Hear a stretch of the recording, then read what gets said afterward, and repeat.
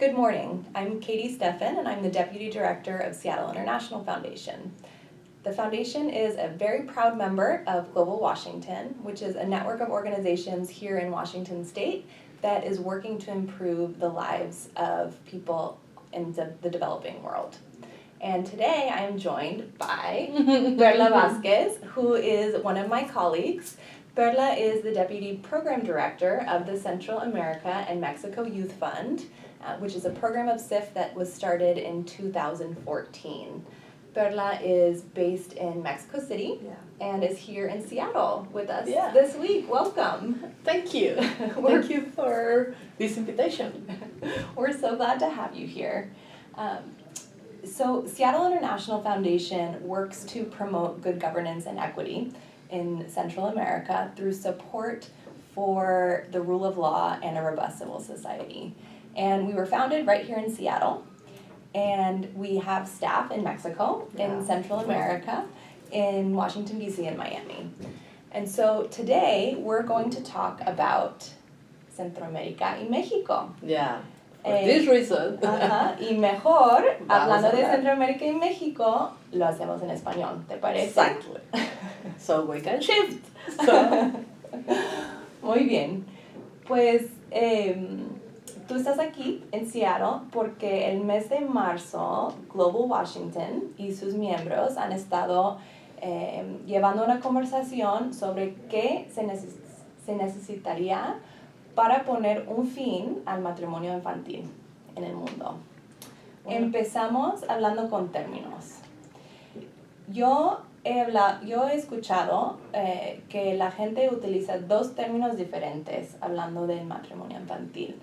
Utilizan el término matrimonio infantil, pero también se utiliza el término unión temprana. Pero ¿tú podrías explicar la diferencia entre los dos términos? Sí, gracias por la invitación y gracias por tener esta conversación. En español es donde hemos estado dando esta tal vez batalla o discusión sobre que estos términos no incluyen lo mismo necesariamente. A nivel global se habla de child marriage y estamos hablando de matrimonio infantil. Y la diferencia es que en América Latina, por un lado, estamos recientemente en los últimos 5 años como analizando, entendiendo qué significa esta problemática en nuestras comunidades. Hay más experiencias en Asia o en África sobre cómo se vive cotidianamente y cuál es lo problemático.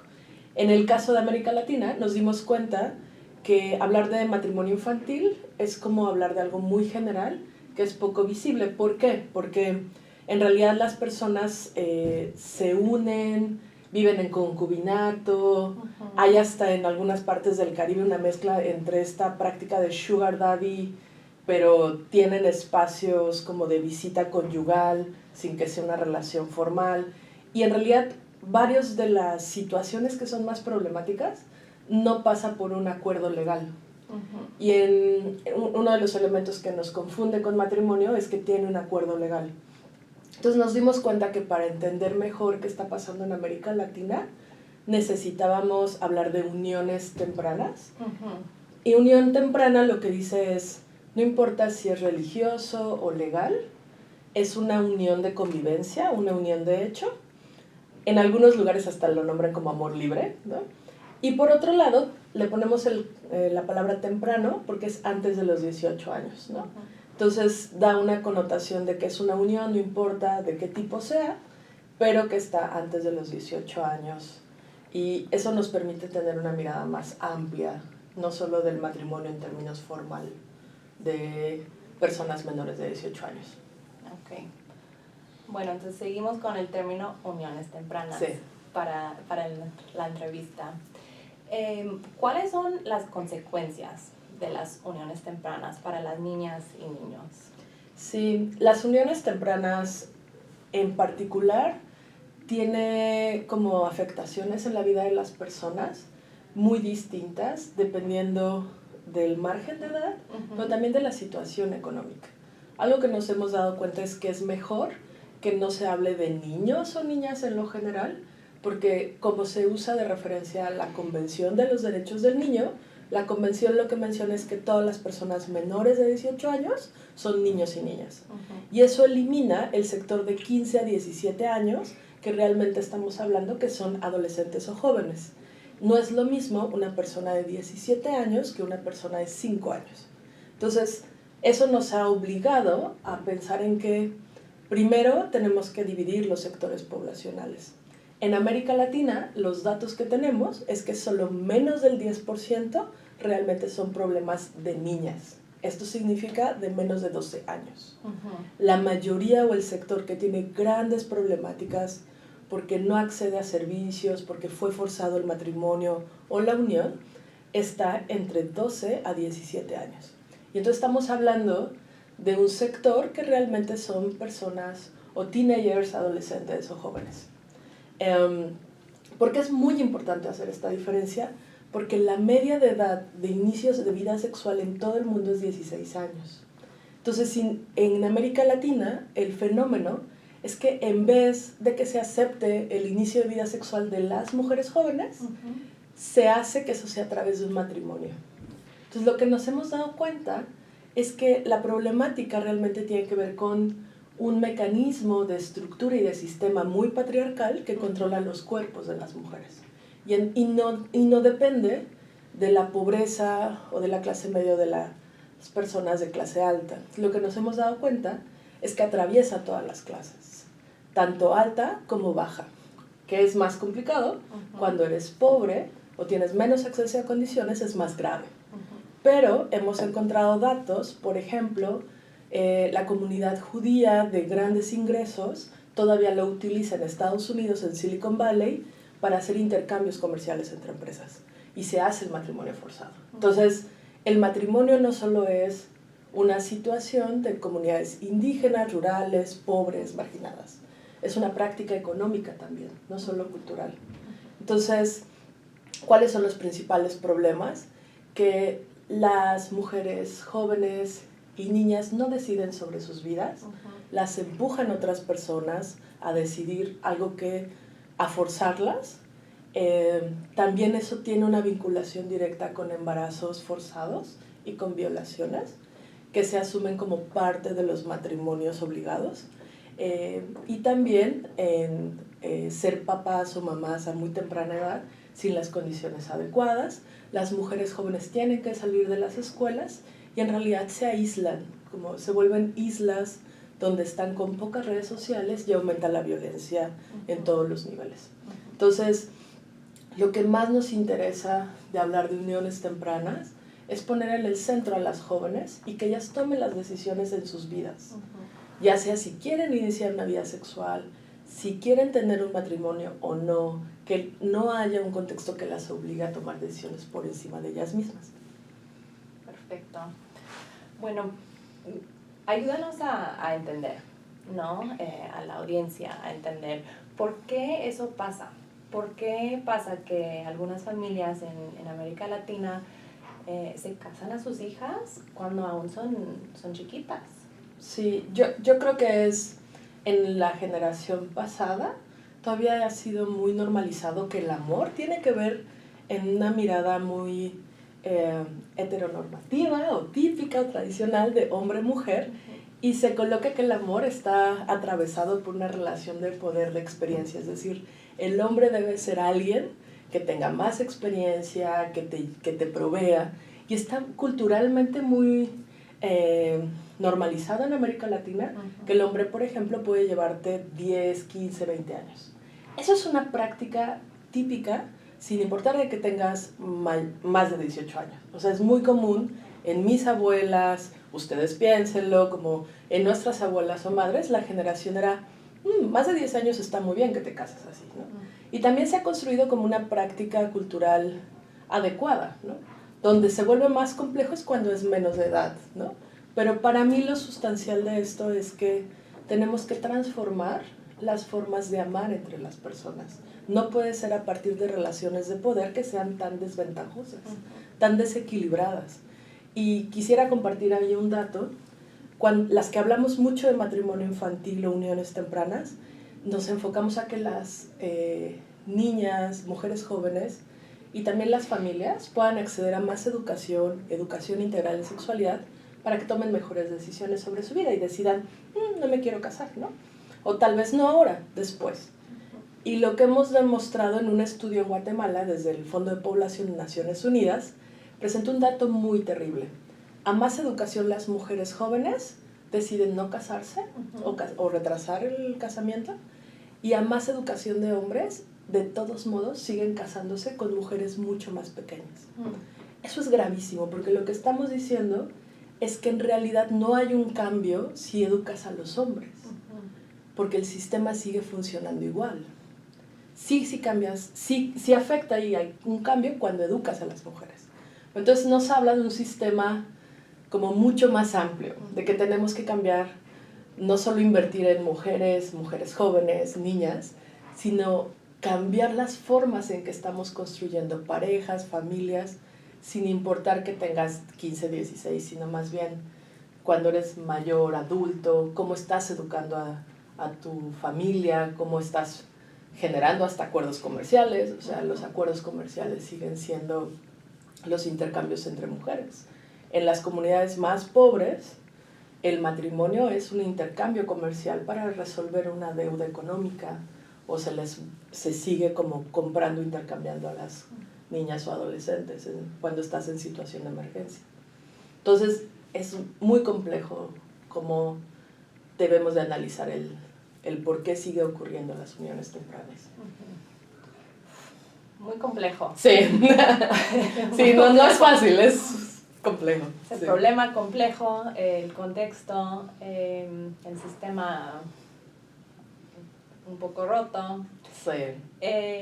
Pero hablamos de lo que sí se puede hacer. Sí. ¿No? Y hablamos de lo que está haciendo nuestro querido Fondo CAMI, ¿no? Sí. Porque el Fondo CAMI lleva ya 2 años trabajando en el tema de matrimonio infantil. Platícanos un poco. Sí. ¿Qué ha hecho? ¿Qué logros ha tenido para, pues, ir trabajando poco a poco a ese problema tan grande? Sí, empezamos como pioneras para discutir qué significa en América Latina. Nos dimos cuenta que no había investigación, no había datos, los datos eran súper globales, y empezamos a ir como picando piedra para decir, esto es más complejo, hay que analizarlo más allá de los estereotipos iniciales, ¿no? Y lo que nos dimos cuenta es que las personas jóvenes estaban haciendo un maravilloso trabajo en las comunidades, y que realmente lo que necesitábamos era poner en el centro a las personas jóvenes. Ellas están haciendo resistencia, transformación, educación, y lo que necesitábamos era invertir y ser socias con ellas para que tuvieran mejores condiciones para transformar sus comunidades. Entonces, iniciamos un apoyo financiero a distintos grupos e iniciativas en Centroamérica y México. Por ejemplo, en Guatemala, en el 2017, se prohibió totalmente el matrimonio infantil, muy bonito en términos legales, y entonces el primer dato en el 2018 de todo el año es que solo había un matrimonio infantil en todo el país. Entonces pasaron de la tasa más alta a 1. Eso en lo cotidiano, a 1 al año. O sea, lo hicieron perfecto, ¿no? La realidad es que las prohibiciones no ayudaron nunca a nada, y lo que hizo es que pusieron a más mujeres indígenas, sobre todo, en la línea de la ilegalidad. Eso aumentó, y hablando un poco de lo que nosotras también como fundación hablamos de la legalidad y el Estado de Derecho, lo que hacen estas prácticas de prohibición es que las puso en la ilegalidad y aumentando la corrupción. Porque lo que pasa frente a la prohibición es que tú corrompes al juez del pueblo, del barrio, para que te pueda casar, porque la práctica no se elimina. Y entonces solo se vuelve más corrupta, y las que pueden como ser procesadas son las mujeres. Entonces eso es muy grave, y habían maravillosos grupos juveniles que estaban impulsando procesos para que a nivel comunitario se educaran a las autoridades municipales. Por ejemplo, Go Joven Guatemala logró capacitar a los jueces a nivel comunitario para que entendieran, primero, que no fueran corruptos, y segundo, que podían tener mecanismos más integrales.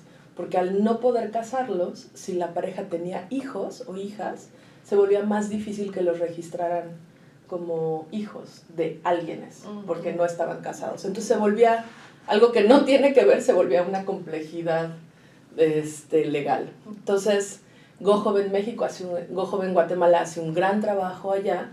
También en Chiapas apoyamos a una iniciativa de investigación comunitaria en los Altos de Chiapas para saber cuál era la situación desde las voces de las propias mujeres jóvenes indígenas. Entonces queremos saber que ellas mismas digan cuál es el problema, ¿no? No solo asumir en automático que es un problema, sino realmente cuál es el problema. El problema es que no logran tener otras opciones económicas, que la familia no tiene otra opción, que ellas no tienen voz, porque lo otro que ha sido muy interesante en los estudios en México es que el ser mamá o el estar casada te da derechos políticos en las comunidades. Entonces, el acceso a una ciudadanía comunitaria te lo da el matrimonio.